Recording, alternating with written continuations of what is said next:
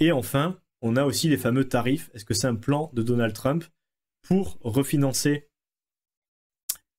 à moindre coût les États-Unis? Et ça va nous servir du coup aussi ce qu'on a vu sur les obligations, les taux directeurs, parce que c'est exactement ça qu'on a besoin pour comprendre en fait ce schéma narratif où on a pas mal de gens qui disent bon, au final, vous inquiétez pas, le plan de Donald Trump, c'est de crasher le marché pour pouvoir refinancer la dette américaine à moindre coût. Donc on va aller étudier un peu plus ce narratif.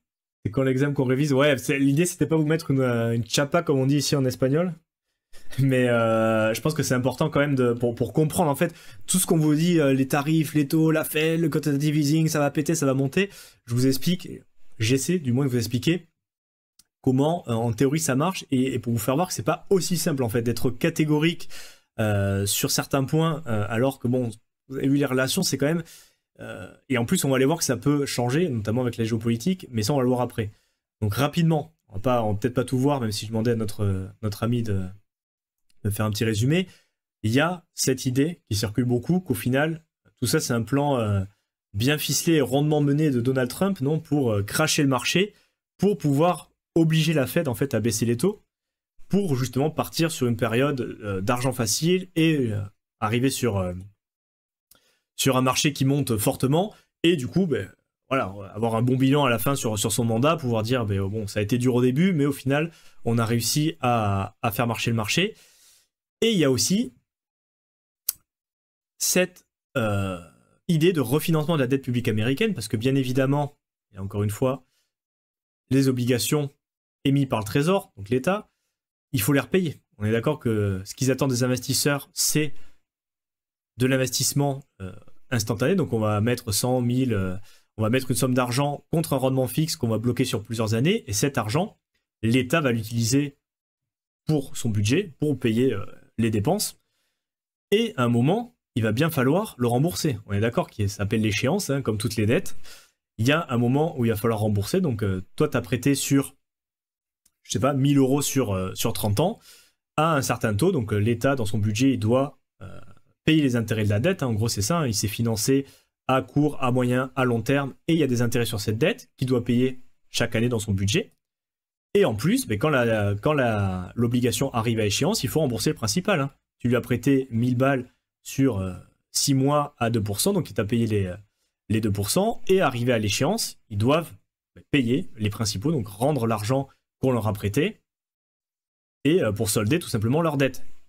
Effectivement, quand on voit, alors je sais plus, il me semble que c'est Aline qui dit ça me fait peur la dette de la France, là, je sais plus, dans le live, qui c'est qu'il a mis, mais effectivement on l'avait vu, alors je sais pas si je l'avais sur mon Canvas, parce que ça, et du coup ça fait un lien qui est quand même assez intéressant avec pas mal de choses qu'on a vues.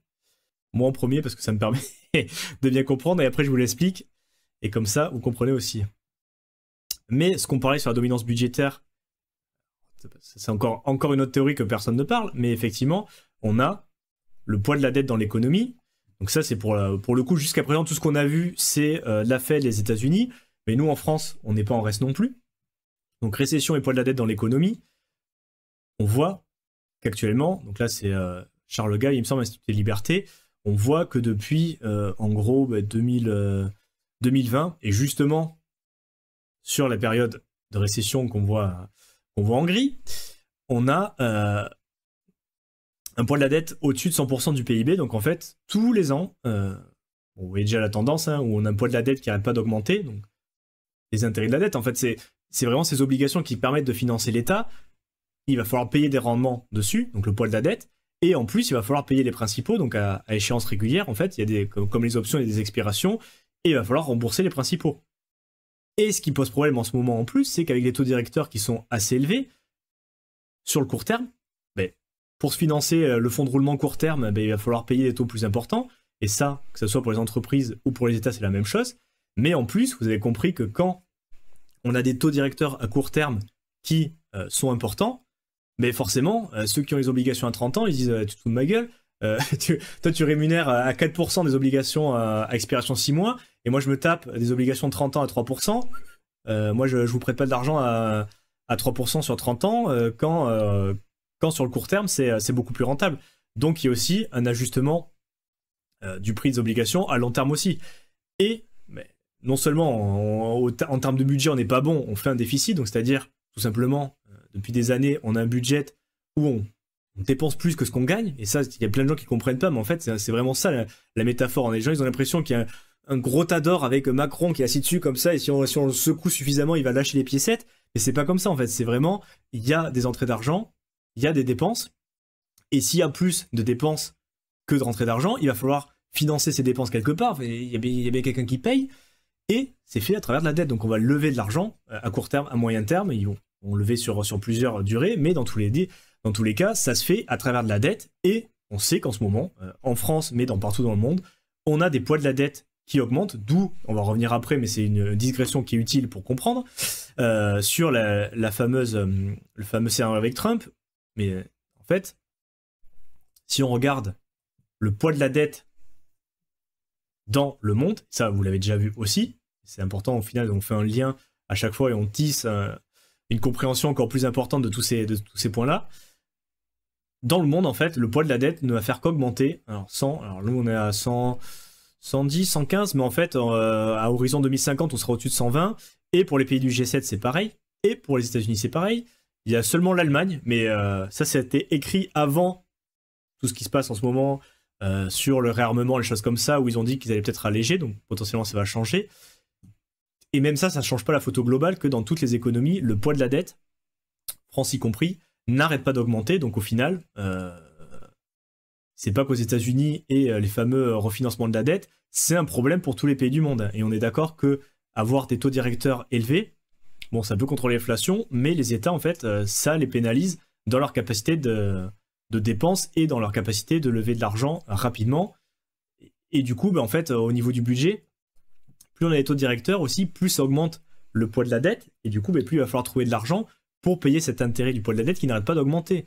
D'où aussi l'augmentation de vos impôts régulièrement, parce que, et là c'est pour ça que c'est compliqué un peu dans tous les pays du monde, parce qu'il n'y a pas vraiment d'îlot où le poids de la dette va se réduire, donc du coup ça implique aussi un service du poids de la dette toujours plus important, et du coup de plus en plus d'argent.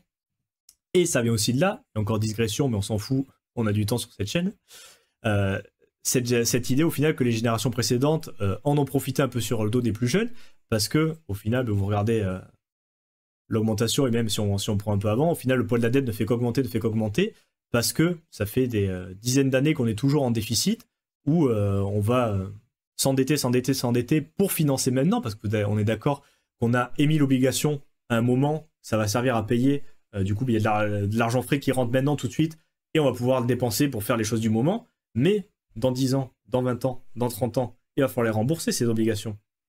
Et si on n'a pas les sous pour les rembourser, il va falloir refinancer, c'est ce qu'on va voir maintenant. Si on n'a pas l'argent pour les payer, il va falloir refaire un emprunt. Et donc là, on est dans une situation où, pour payer, rembourser les dettes, on recrée de la dette, et du coup, c'est pour ça qu'il y a tout l'intérêt de la crypto, Bitcoin, les banques centrales, en fait, on touche vraiment du doigt sur ce point-là à pourquoi la crypto, pourquoi Bitcoin, parce que le système est pourri, en fait. C'est toujours la boule de neige de plus en plus grosse, on va créer de la dette pour payer la dette, et ça ne fait qu'augmenter, jusqu'à un moment où il va y avoir un reset, où ça va péter, où il va se passer quelque chose, mais dans tous les cas, comme une fois, les oiseaux de mauvais augure, il y en a plein où c'est hyper... c'est beaucoup plus, en fait, tu fais plus de vues de dire que ça va péter, c'est bientôt le crash, et il y en a comme Peter Schiff qui dit ça va péter, ça fait 20 ans qu'il dit ça va péter, c'est pas possible, et pour l'instant, bon an mal an, le système ne fait qu'augmenter, et on crée toujours plus de dettes. On va arrêter là la parenthèse, mais je pense que c'était important, on va revenir sur Trump, mais pour le coup, c'est dans la même ligne. Refinancement de la dette, donc en fait, qu'est-ce qui se dit en ce moment? Au final, les tarifs et le fait que Trump, a priori, fait un peu n'importe quoi, que ce soit au niveau politique, interne, externe, voilà, pas mal de backlash, et on comprend pas trop ce qui se passe, hein, parce qu'un matin c'est oui, matin c'est non, on sait pas trop ce qui se passe, et il y a une explication qui circule en disant, en fait, c'est tout simplement pour pouvoir refinancer la dette publique américaine, parce qu'il y a, apparemment, alors ça dépend les sources, mais il devrait refinancer, c'est-à-dire rouler ou payer à échéance 7 000 milliards, donc 7 trillions, ce qu'on avait vu. Ça peut être plus ou moins, mais dans l'idée, c'est une grosse somme d'argent que le Trésor va devoir rembourser ou refinancer. Donc, c'est-à-dire, soit il a l'argent et il va payer les principaux, soit de toute manière il doit payer les principaux, donc il va devoir s'endetter pour avoir l'argent et payer les principaux. Mais en fait, vous voyez un peu le cycle infernal de devoir rembourser ses dettes, hein, parce que même si c'est les États, ils sont pas... alors ils ont des capacités d'endettement à 110%, hein. Toi à la banque, t'arrives avec du 30%, déjà on fait la gueule pour te prêter pour ton cabanon, mais eux, bon, ils ont des pourcentages d'endettement beaucoup plus élevés, mais ils ont bien prêté à quelqu'un, il va falloir les rembourser ses dettes. Sinon, c'est ce qu'on appelle agence de notation, AAA, la dette de la Grèce, des choses comme ça, ou si vous remboursez pas vos obligations, ça va être très compliqué demain pour lever votre argent, parce que si vous avez mis une carotte à ceux qui vous avaient prêté il y a 10, 20, 30 ans et vous dites « Désolé les gars, ça arrive à l'échéance, on ne peut pas vous rembourser. Par contre, là, on a un petit trou dans le budget là, sur les obligations en 6 mois, il faudrait que vous levez quelques milliards. » Vous pensez qu'il y a des gens qui vont les acheter, ces obligations? Non. Donc il faut maintenir la note, il faut son crédit score de crédit, et donc il faut rembourser, rubis sur ongle, monnaie sonnante et trébuchante, les obligations qui arrivent à échéance, et comme il n'y a plus d'argent dans les caisses, il faut les refinancer, et donc remprunter de l'argent. Et donc, il aurait plutôt intérêt, à court terme, du coup dans les 6 prochains mois, si on a 7 trillions, à baisser les taux d'intérêt. Donc c'est quoi le lien entre le marché obligataire et les taux? Donc là on l'a vu, quand les prix des obligations montent, leur rendement baisse, donc quand le prix des obligations baisse, le rendement augmente, et dans les taux à 10 ans pour le coût de refinancement, il aurait intérêt au final à ce que les taux baissent, donc les taux directeurs et les taux à long terme, pour pouvoir se refinancer à moins d'argent. Donc ils vont forcément devoir prendre de la dette, mais il faudrait idéalement que ce taux soit plus bas qu'actuellement, parce que si on est un taux directeur de la Fed, alors je ne sais plus, on est à combien là actuellement? Est-ce que je l'avais ma chart? C'est ce qu'on discute dans les meetings de la Fed, hein. On est à 4,5 apparemment. Screenshot, je crois que je l'ai pris hier. 4,5, donc se financer à 4,5 sur 7 trillions, c'est pas se financer à même 0,1 point, en fait, ça fait des millions, voire des milliards de différence. Donc le plus bas taux possible, le taux le plus bas possible serait très intéressant. Et donc, au final, provoquer, et donc là on a touché une autre partie de l'investissement, sur la courbe de risque, au final, provoquer une baisse du marché d'actions. Donc on fait peur aux investisseurs. On leur dit, non mais il va se passer n'importe quoi, on va mettre des tarifs de 200% sur le champagne, on annule le Canada, on met des tarifs à la Colombie, après on les envoie au Mexique. Donc en fait, on fait peur au marché parce qu'on n'a aucune visibilité, donc on ne sait pas ce qui va se passer. Donc, et ce qui s'y passe aussi sur les cryptos, au final, quand il y a de la peur, quand les gens sont en mode risk off, donc ils veulent enlever du risque de leur portefeuille, comme il n'y a aucune visibilité, c'est risqué, on ne sait pas ce qui peut se passer. Donc du coup, on va vendre nos obligations, on va vendre nos cryptos et on va aller sur quelque chose qui est réputé plus sûr, avec un rendement fixe. Au moins tu peux le calculer, tu payes tant d'argent maintenant, tu auras tant de rendement. Alors tu sais que tu n'auras pas plus, et tu sais normalement que tu n'auras pas moins, à moins que l'État fasse faillite. Et du coup, une baisse sur l'achat des actions, ça pourrait se traduire, et attention, on va voir les points de nuance, ça pourrait se traduire sur des investisseurs qui veulent acheter sur le marché obligataire, donc acheter des actions, et du coup, en fait, c'est un peu faire au marché du quantitative easing, donc forcer les gens à acheter des actions pour se protéger, parce qu'ils n'ont pas le choix, et du coup, faire monter leur prix. Rappelez-vous la relation entre prix et rendement. Donc si les gens se ruent sur les obligations d'État, et notamment à long terme, ça fera baisser leur rendement, et donc avec des rendements plus faibles, l'État peut refinancer sa dette à un taux moindre. Et donc, mais pourquoi Trump dans cette histoire? Au final, c'est tout simplement, vous avez compris, on va pas le repasser, mais pour soutenir la croissance et réduire le coût de la dette, pour pouvoir refinancer ces trillions à moindre coût. Et ce qu'on nous dit au final, pour venir un peu mitigé, parce que c'est pas forcément ce que je crois non plus, ne paniquez pas, il va y avoir un méga pump. Là, c'est juste à court terme, il déconne un peu, il fait le con au niveau des tarifs, mais au final, c'est juste pour avoir ce refinancement. Et une fois que c'est passé, on aura un méga pump, parce que du coup, on aura des taux bas. Le marché aurait été purgé et on pourra repartir sur un pump. Mais il y a quand même des points de nuance et limites, encore une fois. Donc effectivement, c'est pas lui non plus, mais il a quand même des influences, parce que quand il dit des conneries plus grosses que lui, bon, ça peut marcher, notamment sur les cryptos. Quand il tweet des trucs sur les cryptos, bon, ça peut réagir pas mal, mais c'est pas lui qui décide au final qui va acheter quoi. Donc ça peut avoir... On a vu les effets news de Trump, bon, ça a duré 24 heures, mais c'est pas vraiment ce qui a lancé des tendances de marché différentes. Alors là, pour l'instant, sur le marché action et même sur les cryptos, il y a un peu d'inconnu, mais si on prend les exemples sur le marché crypto concrètement, les annonces de Trump, alors que ça soit sur son même coin ou sur la réserve ou sur les choses comme ça a été des pumps éphémères. On est d'accord que c'est pas ça qui a lancé une tendance de marché robuste et sur le long terme.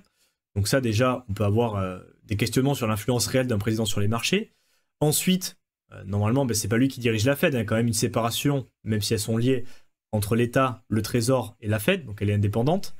Et même s'il y a des pressions politiques, donc là, c'est cette partie-là qui est quand même un peu entre guillemets, hein, même s'il y a des pressions politiques avec Trump qui cogne fort, la Fed peut décider de ne pas baisser ses taux, uniquement pour satisfaire le refinancement de la dette, parce qu'elle estime que son mandat d'inflation, que son mandat de l'économie ne leur permet pas de le faire, donc ils vont pas le faire. Ensuite, il y a tout, éventuellement crash boursier, récession, rentrée fiscale de l'État, ça peut, c'est pas forcément la recette magique non plus. Bon, après, sur le montant, mais dans tous les cas, la logique, c'est chute des actions, afflux massif vers les obligations, baisse des rendements, refinancement moins coûteux pour l'État, incitation pour la Fed à baisser les taux, reprise haussière. Vous avez vu qu'encore une fois, c'est loin d'être gagné tout ça.